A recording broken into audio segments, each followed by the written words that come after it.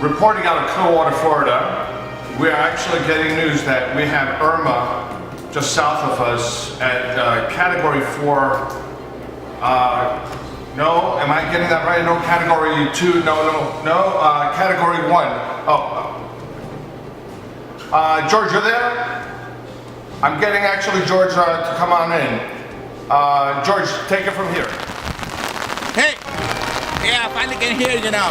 Hi, my name is George Constantinides, reporter for Paid News 9. Minan, I don't know if you understand, but we have the Captain 45. Over here in Florida, we're going through a hard times.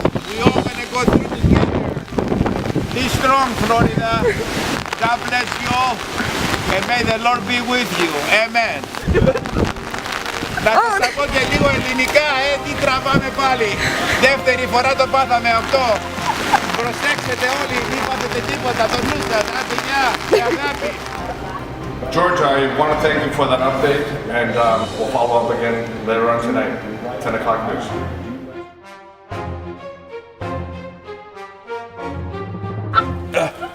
Kailangan pa yung message.